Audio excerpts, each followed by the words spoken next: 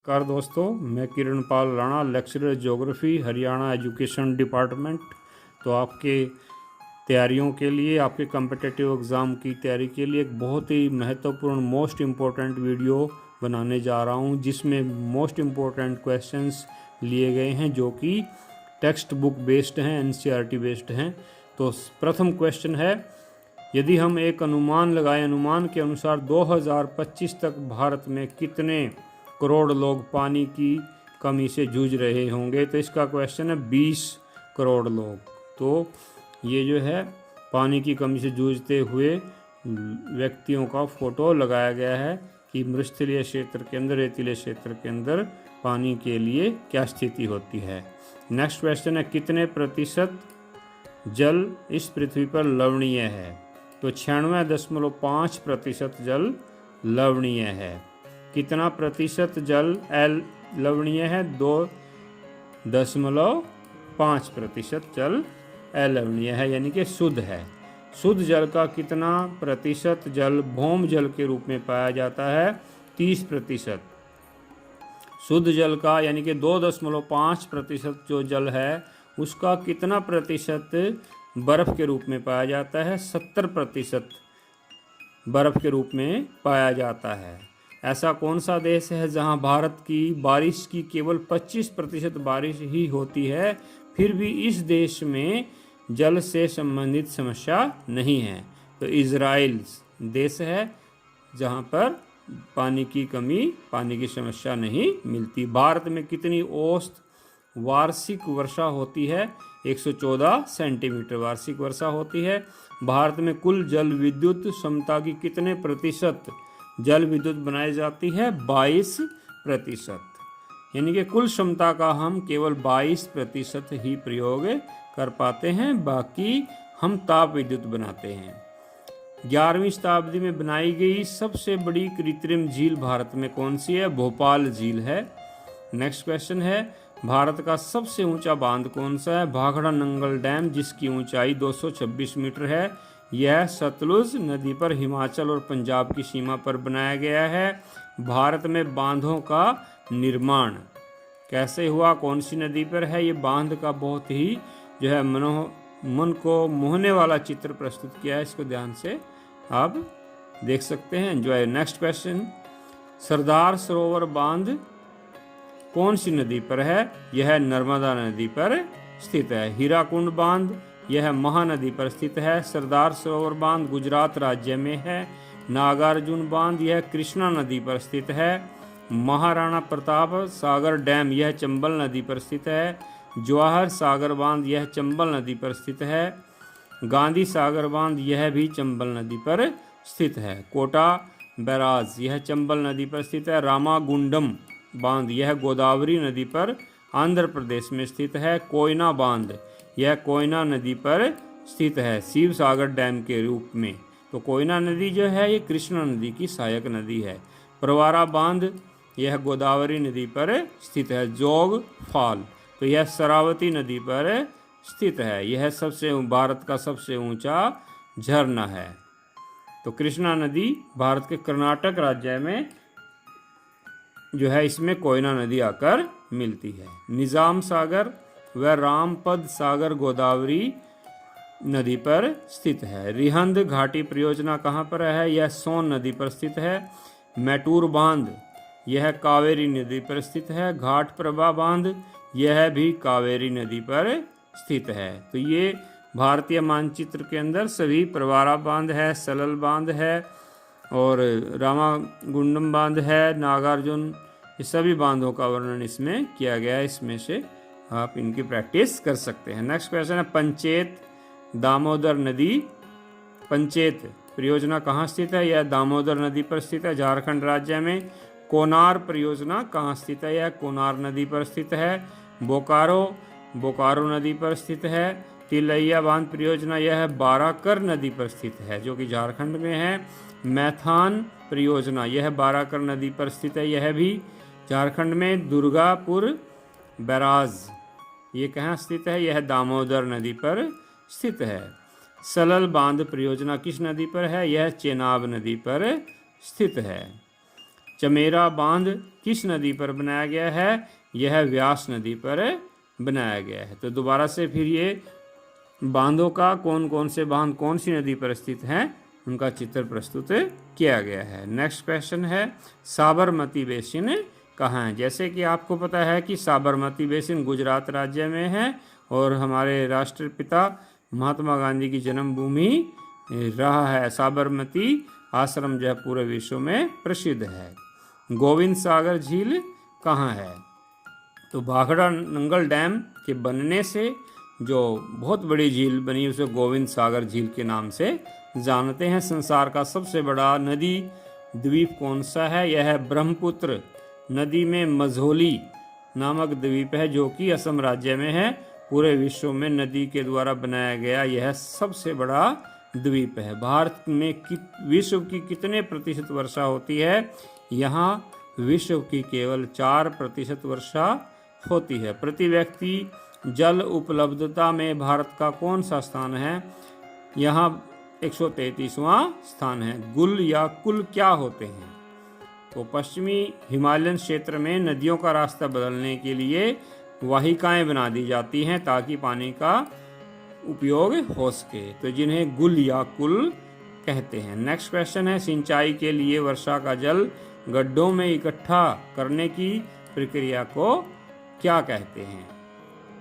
तो जैसे वर्षा जल संग्रहण का ये चित्र भी दर्शाया गया है कि हमारा जो छत का जल होता है उसको हम इकट्ठा करके टैंक के रूप में दोबारा से प्रयोग कर सकते हैं। राजस्थान के जैसलमेर जिले में इन्हें खादिम कहते हैं और अन्य क्षेत्रों में इसे जोहड़ के नाम से भी जाना जाता है। नेक्स्ट क्वेश्चन है पीने के पानी को बड़े बड़े टैंकों में इकट्ठा करने वाले टैंकों को क्या कहते हैं? जो बड़े बड़े टैंक होते हैं टैंकों का क्या नाम है? तो राजस्थान के अर्ध शुष्क और शुष्क दोनों प्रकार के क्षेत्रों में जैसे बीकानेर हो गया, फलौदी हो गया, बाड़मेर आदि, तो इन क्षेत्रों में इनको टांका के नाम से जाना जाता है जो बड़े बड़े टैंक होते हैं। राजस्थान में वर्षा के जल का अन्य दूसरा नाम क्या है? इसको पालर पानी भी कहते हैं। विश्व में सबसे अधिक वर्षा प्राप्त करने वाले राज्य की जनसंख्या कितने प्रतिशत अपनी जल की मांग का वर्षा के जल के द्वारा ही पूर्ति की जाती है? तो ये राजस्थान का मरुस्थलीय क्षेत्र जो है थार के मरुस्थल का चित्र है। तो किस प्रकार की दृश्यावली यहाँ होती है, कैसा होता है? तो इसमें जो है 15.25% शिलांग में, मेघालय की राजधानी है शिलांग। नेक्स्ट क्वेश्चन है नवीनतम आंकड़ों के अनुसार राजस्थान में वर्षा जल संग्रहण का प्रचलन दिन प्रतिदिन कम क्यों होता जा रहा है? इसका कारण इंदिरा गांधी नहर है। इंदिरा गांधी की नहर के कारण जल की उपलब्धता पर्याप्त मात्रा में होने से अब लोगों ने वर्षा जल का संग्रहण कम करना शुरू कर दिया है। इंदिरा गांधी नहर को पंजाब में क्या कहते हैं? इसको राजस्थान फीडर के नाम से जानते हैं क्योंकि ये सिर्फ पंजाब में से गुजरती है। इसका पानी पंजाब में बिल्कुल भी प्रयोग नहीं किया जाता, तो इसका पानी प्रयोग केवल राजस्थान में ही होता है, इसलिए इसको पंजाब में राजस्थान फीडर के नाम से जाना जाता है। इंदिरा गांधी नहर परियोजना की संकल्पना किस इंजीनियर ने दी थी? तो यह संकल्पना कंवर सेन नामक इंजीनियर ने दी थी। ये साथ में फोटो लगाया गया है इंदिरा गांधी नहर की के मानचित्र, ये जो है कलरफुल जो है येलो ग्रीन ये क्षेत्र दिखा रखा है कि यहाँ से जो है नहर निकाली गई है। भारत के कौन से राज्य में वर्षा जल संग्रहण ढांचा अनिवार्य कर दिया गया है? सरकार के द्वारा तमिलनाडु राज्य में प्रत्येक मकान में प्रत्येक हाउस के अंदर वर्षा जल संग्रहण ढांचा कंपलसरी है। कर्नाटक के कौन से जिले के एक गांव में लगभग सभी घरों में वर्षा जल संग्रहण होता है? तो गंडाथुर नामक गांव है, तो यह मैसूर जिले में स्थित है। हमारा नेक्स्ट 4th लेसन आता है एनसीईआरटी बेस्ड भूगोल का। तो इसमें फर्स्ट क्वेश्चन है भारत की कितने प्रतिशत जनसंख्या कृषि कार्यों में लगी हुई है? तो भारत की 66% जनसंख्या पहले कृषि कार्यों में लगी हुई थी, परंतु यदि हम नवीनतम आंकड़ों की बात करते हैं तो नवीनतम आंकड़ों के अनुसार इस समय भारत की 70% जनसंख्या कृषि कार्यों में लगी हुई है। जनसंख्या ग्रामीण क्षेत्रों में यह 80% है। 80% लोग ग्रामीण क्षेत्र में कृषि कार्यों में लगे हुए हैं। और भारत के सकल घरेलू उत्पाद में कृषि का योगदान 20.87% है। नेक्स्ट क्वेश्चन है, डाओ क्या होता है? तो यह एक प्रकार का लकड़ी का हल होता है, तो जो कि स्थानांतरित कृषि वाले क्षेत्रों में मिट्टी जोतने के लिए इसका प्रयोग किया जाता है।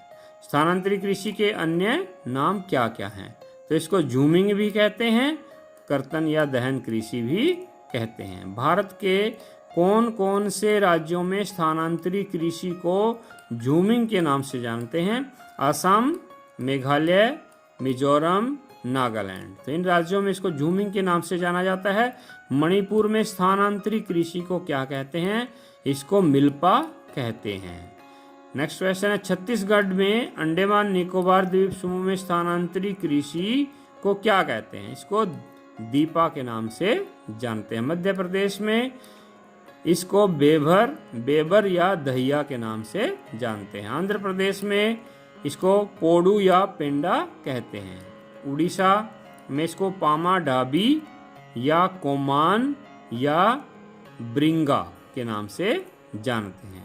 पश्चिमी घाट में स्थानांतरित कृषि को कुमारी के नाम से जानते हैं। दक्षिणी पूर्वी राजस्थान में स्थानांतरित कृषि को वालरे के नाम से पुकारते हैं। हिमालयन क्षेत्र में इस स्थानांतरित कृषि का नाम खिल है। झारखंड में स्थानांतरित कृषि को कुरुआ के नाम से जाना जाता है। डीफू क्षेत्र क्या होता है? हमारा अगला प्रश्न है कि डीफू क्षेत्र क्या होता है, यह कहाँ है? तो डीफू क्षेत्र जो है आसाम में पाया जाने वाला एक ऐसा क्षेत्र है जहाँ स्थानांतरित कृषि की जाती है। ये भारत के जो है राजनीतिक मानचित्र दिखाया गया है कि यहाँ पर ये आसाम है। यहाँ पर ये देखिए, ये आसाम राज्य दिखाया गया है। ठीक है, कि आसाम का जैसे ये मेघालय है नीचे इसके, ठीक है, ये नागालैंड है, ठीक, ये नीचे जो है मणिपुर है। मणिपुर में इसको मिल्पा के नाम से जानते हैं। ठीक है, बाकी मिजोरम, इनमें सभी में, बाकी स्टेट्स में इसको झूमिंग के नाम से जानते हैं। ये हमारा छत्तीसगढ़ राज्य है, ये उड़ीसा है, ये पश्चिमी बंगाल है, उत्तर प्रदेश है, उत्तराखंड है, क्योंकि ये राज्य हमने ऊपर भी कई बार इनका जिक्र आया है। तो ये राजस्थान है जिसका बहुत बार जिक्र हुआ है। ये गुजरात है, महात्मा गांधी की जन्मभूमि, ये हमारा महाराष्ट्र है। तो ये सारे राज्य, केरल, तमिलनाडु, आंध्र प्रदेश, तेलंगाना, छत्तीसगढ़, उड़ीसा। तो ये यहाँ छोटा नागपुर का पठार हमारा यहाँ पे है इस क्षेत्र के अंदर, झारखंड, छत्तीसगढ़ वाले क्षेत्र में ये मध्य प्रदेश है। तो ये सारे राज्य जो है भारत के दर्शाए गए हैं। तो हमारा नेक्स्ट क्वेश्चन है, स्थानांतरित कृषि के विभिन्न देशों में अलग अलग क्या नाम हैं? तो हिंदेशिया और मलेशिया में इसको लैडान या लदांग के नाम से जाना जाता है। हमारा नेक्स्ट क्वेश्चन है, फिलीपींस में स्थानांतरित कृषि को किस नाम से जानते हैं? तो इसको चेनगिन के नाम से जानते हैं। हमारा नेक्स्ट क्वेश्चन है, मध्य अफ्रीका में इसको किस नाम से जानते हैं? मध्य अफ्रीका में स्थानांतरित कृषि को मसोले के नाम से जानते हैं। नेक्स्ट है, वियतनाम में स्थानांतरित कृषि को रे के नाम से जानते हैं। आगे है वेनेजुएला में इसको कोनुको के नाम से जानते हैं। ब्राज़ील में इसको रोका के नाम से जाना जाता है। तो ये विश्व का मानचित्र है। तो इसमें देखिए, ये ब्राज़ील रहा यहाँ पर, ये यहाँ पर वेनेजुएला है, जिसमें ये यहाँ पर ये हिंदेशिया है, नीचे ये मलेशिया है। तो ये विश्व का मानचित्र दर्शाया गया है कि कहाँ कहाँ पर इसको अलग अलग नाम से जाना जाता है। नेक्स्ट क्वेश्चन है, ऐसे दो राज्यों के नाम बताओ जहाँ चावल की कृषि दो विरोधाभासी क्रियाओं के रूप में की जाती है। यदि हम पंजाब की बात करें तो पंजाब में चावल की खेती यह व्यापारिक कृषि के रूप में की जाती है, जबकि उड़ीसा में यह जीविका कृषि के रूप में की जाती है। कृषि का कौन सा प्रकार कृषि तथा उद्योगों के बीच में एक अंतरापृष्ठ का कार्य करता है? रोपण कृषि एक अंतरापृष्ठ का कार्य करता है। भारत की 3 शस्य ऋतुएं कौन सी हैं? खरीफ, रबी तथा जायद। पश्चिमी बंगाल में ली जाने वाली 3 फसलों को किन किन नामों से जाना जाता है? तो पश्चिमी बंगाल में ये पूर्वी क्षेत्र में, पूरे पश्चिम बंगाल में नहीं, यहाँ पर एक वर्ष में 3 फसलें ली जाती है, जिनको अमन, ओस तथा बोरो के नाम से जानते हैं। नेक्स्ट क्वेश्चन है, चावल के उत्पादन में भारत का विश्व में कौन सा स्थान है? यहाँ पर द्वितीय स्थान है। 2015 के आंकड़ों के अनुसार उत्पादन में भारत के 3 प्रथम राज्य कौन से हैं? प्रथम पश्चिमी बंगाल है, द्वितीय उत्तर प्रदेश है, तृतीय पंजाब है। भारत की सबसे महत्वपूर्ण खाद्य फसल कौन सी है? सबसे महत्वपूर्ण खाद्य फसल चावल है, तो द्वितीय खाद्य फसल गेहूं है। मोटे अनाज क्या होते हैं? तो ज्वार, बाजरा तथा रागी को मोटे अनाज कहते हैं, क्योंकि इनमें फाइबर बहुत अधिक होता है, भूसा अधिक होता है, कैल्शियम आदि भी लोहांश में काफ़ी होता है। रागी में कौन से 3 बहुत ही महत्वपूर्ण तत्व होते हैं? इसमें लोहा, कैल्शियम, भूसी तथा अन्य सूक्ष्म तत्व पाए जाते हैं। आगे है, मुख्य गेहूं उत्पादक राज्य कौन से हैं? प्रथम स्थान पर यूपी है, द्वितीय स्थान पे पंजाब, तृतीय पे हरियाणा। भारत की तीसरी महत्वपूर्ण खाद्य फसल कौन सी है? तीसरी महत्वपूर्ण खाद्य फसल ज्वार है। महाराष्ट्र में इसको सबसे ज़्यादा उगाया जाता है। ज्वार के उत्पादन में 3 प्रथम राज्य, प्रथम स्थान पर महाराष्ट्र है, द्वितीय स्थान पे कर्नाटक है, तृतीय पे आंध्र प्रदेश है। बाजरा उत्पादक राज्य, प्रथम स्थान पे राजस्थान, द्वितीय पे महाराष्ट्र। रागी उत्पादन में प्रथम राज्य कर्नाटक है, द्वितीय तमिलनाडु है। विश्व में दालों का सबसे बड़ा उपभोक्ता व उत्पादक कौन सा देश है? भारत है। ऐसी कौन सी दलहन की फसल है? दलहन, जिससे दाल बनाई जाती है, वह ही एकमात्र फसल है जिसकी जड़ों में नाइट्रोजन की ग्रंथिकाएं नहीं पाई जाती। अरहर की फसल में नहीं पाई जाती, बाकी अन्य दालों वाली फसलों में नाइट्रोजन की ग्रंथिकाएं पाई जाती हैं, जो मिट्टी की उर्वरता शक्ति को बढ़ाती है। नेक्स्ट क्वेश्चन है, मक्का उत्पादन में भारत के प्रथम राज्य कौन कौन से हैं? कर्नाटक तथा यूपी। भारत में दालों के प्रमुख उत्पादक राज्य कौन कौन से हैं? प्रथम स्थान पे एमपी, मध्य प्रदेश, द्वितीय पे यूपी, तृतीय पे राजस्थान। नेक्स्ट है, गन्ना के प्रमुख उत्पादक राज्य, प्रथम स्थान पे यूपी, द्वितीय पे महाराष्ट्र। विश्व में प्रमुख गन्ना उत्पादक देश कौन से हैं? तो विश्व में प्रमुख गन्ना उत्पादक देश, प्रथम स्थान पर ब्राजील है, द्वितीय स्थान पर चीन है और तृतीय स्थान पर भारत है। भारत में कौन सी फसल से तिलहन का 50% प्राप्त होता है? मूंगफली। मूंगफली ऐसी फसल है जहां तिलहन का 50% प्राप्त किया जाता है। गुजरात, इसके प्रमुख उत्पादक राज्य गुजरात हैं, आंध्र प्रदेश और तमिलनाडु। विश्व में चाय का सबसे बड़ा उत्पादक एवं निर्यातक राज्य कौन सा है? भारत। भारत के प्रथम चाय उत्पादक राज्य, प्रथम स्थान पर असम, द्वितीय पे पश्चिमी बंगाल। जलपाईगुड़ी व दार्जिलिंग क्या है? तो ये पश्चिमी बंगाल के जो है पहाड़ी स्थल हैं, जो कि पर्यटन स्थल और चाय के बागानों के लिए प्रसिद्ध हैं। भारत विश्व की कितने प्रतिशत कॉफ़ी उत्पादित करता है? 2.5%। कॉफिया अरेबिका किस फसल की किस्म है? यह कहवा की फसल है। विश्व प्रसिद्ध कॉफ़ी की किस्म के नाम क्या है? Coffea arabica. भारत में कहवा की किस्म कॉफिया अरेबिका कहाँ से लाई गई? यह अरब प्रायद्वीपीय देश यमन से लाई गई। भारत में सबसे पहले कहवा की खेती कहाँ की गई थी? यहाँ कर्नाटक राज्य में बाबा बूदन की पहाड़ियाँ हैं, वहाँ पर सबसे पहले कर्नाटक में कहवा की खेती की गई थी। भारत के कहवा उत्पादक राज्य, प्रथम स्थान पर कर्नाटक है, द्वितीय पे तमिलनाडु और तृतीय पर केरल। दक्षिणी भारत की एकमात्र फसल कौन सी है? कहवा की फसल जो कि कर्नाटक, तमिलनाडु, केरल में ही की जाती है। प्राकृतिक रबड़ सबसे अधिक कहाँ प्रयोग होती है? टायर तथा ट्यूब में 44.5%। नेक्स्ट है भारत का प्रथम रबड़ उत्पादक राज्य केरल है। केरल में सबसे अधिक रबड़ उत्पादित की जाती है। मेघालय में भी थोड़ी बहुत होती है, तो जो कि गारो की पहाड़ियों में की जाती है। नेक्स्ट क्वेश्चन है गारो की पहाड़ियों में जो है कॉफी उत्पादित की जाती है, थोड़ी बहुत होती है। आगे है बांस के पौधे का मूल स्थान किस देश को माना जाता है?